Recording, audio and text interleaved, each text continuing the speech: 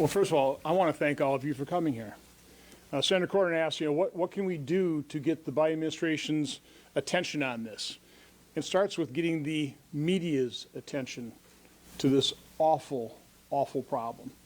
This is a chart that I started developing as Chairman of Homeland Security, and way down on the left-hand side of that chart, that was the humanitarian crisis that President Obama declared when we were apprehending about 2,000 people a day. His Secretary of Homeland Security, Jay Johnson, said it was a really bad day for Border Patrol when they encountered or apprehended 1,000 people a day. As Senator Langford said, we've hit days of 10,000. And the Obama humanitarian crisis just looks like a little bump in comparison to what is happening now under Joe Biden. We don't talk enough about what humanitarian depredations are occurring because of this illegal flow. Senator Hoeven talked about the numbers.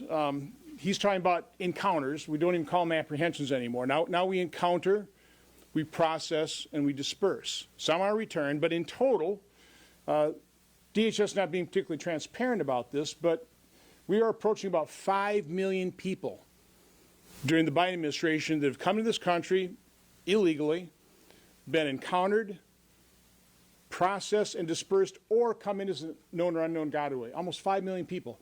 Half the states have a population less than 5 million people. That is the magnitude of the problem.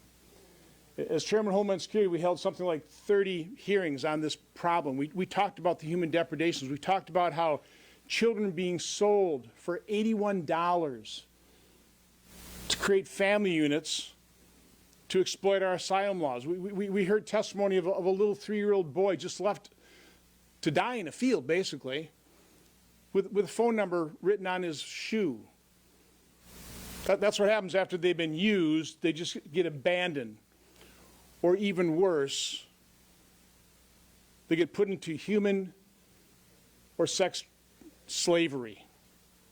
And we're not talking about that enough. We're not talking about the human depredations result of President Biden's open border policy. His open border policy is facilitating the multi-billion-dollar business model of some of the most evil people on the planet. Back in the envelope calculation last time I was at the border, figures about $18 billion we're funneling into the human traffickers, into the sex traffickers, and the drug traffickers.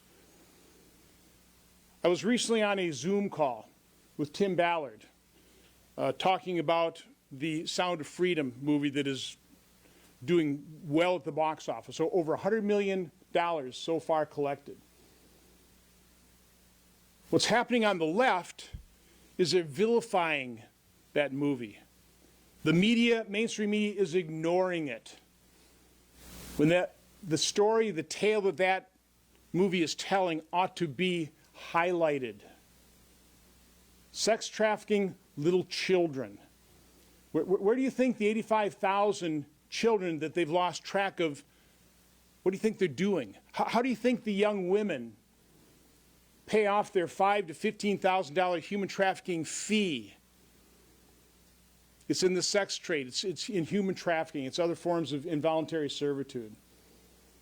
The American people need to be told the story by the mainstream media so that the public will put pressure on the Biden administration to stop this, to end this. Now, next Tuesday, I'm very pleased that Speaker McCarthy is hosting a viewing of The Sound of Freedom Tuesday night. I'm certainly going to go. I hope if you don't have an opportunity to go to that, I hope you go to a theater and hear that story and then tell that tale. Thank you.